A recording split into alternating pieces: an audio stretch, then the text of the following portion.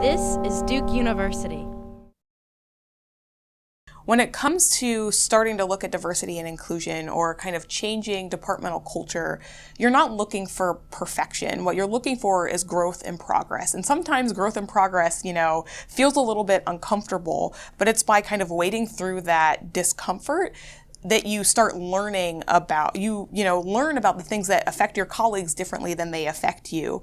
And then you can start to see some of these areas and start to make changes for the betterment of everyone. And I think it's important, that note of you're not looking for perfection, because sometimes I think that stands in the way of us actually taking action to do something. If we know that we can't do it absolutely perfect, then we're more hesitant to wade into it. And if we know that it's going to be difficult once we start wading into it, then we're even further hesitant to actually start, tackling some of these issues. You just have to start.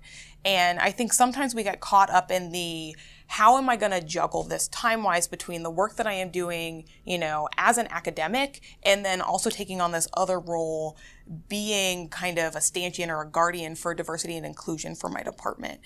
And you don't have to start in some great, big, gigantic manner. There's sort of an interesting dichotomy in that what we're doing is, on the surface, quite difficult. Racism, sexism, xenophobia, transphobia, etc. All of these, they're big problems that aren't going to be solved overnight. So on the one hand, if you're working on tackling these things, you have to remind yourself not to get discouraged, and that progress, as long as it keeps going, is going to continually march towards a more diverse and more fair culture.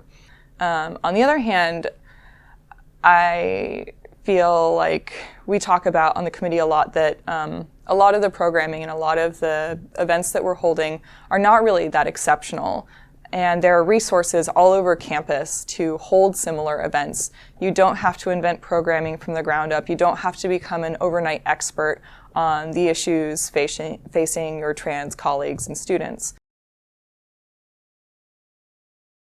Race and gender get talked about a lot, and of course they are important, but there are many, many other important axes of diversity, and not all of these are necessarily visible. So remembering that as you're going forward and planning programming is important to do.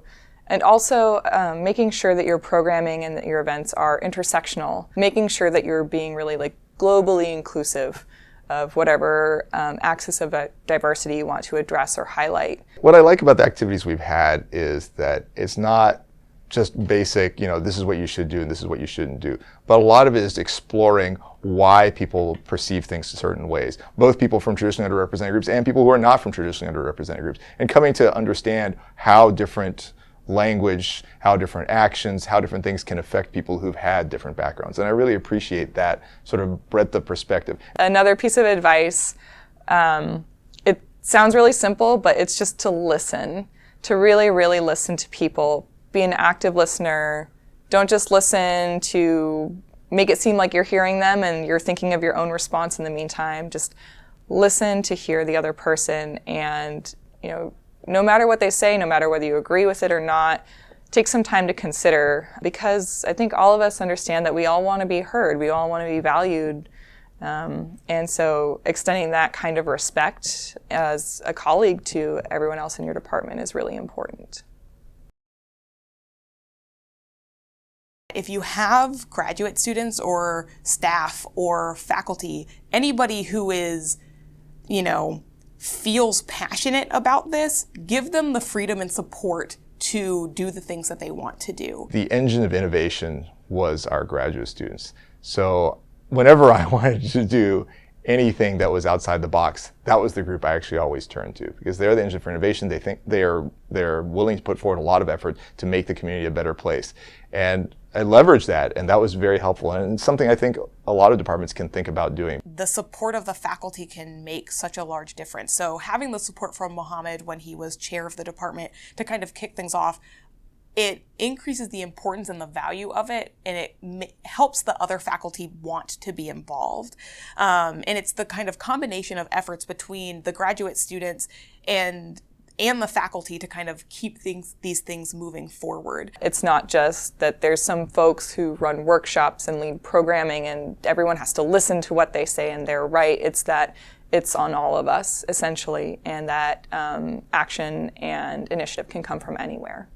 what we've seen in the biology department is that in having a faculty member and a graduate student start on this and actually getting those balls, rolling, so many more people, once it was started, wanted to be a part of it. If there are people in your, program or department who are passionate about these things, and maybe you don't necessarily see a reason, or you don't have that same passion behind it, don't hesitate to support them anyways as they continue to do these things, because it's really incredible the things that they can build just off that pure passion and momentum alone, with a little bit of support for you, even if it's not what you want to spend the bulk of your time doing.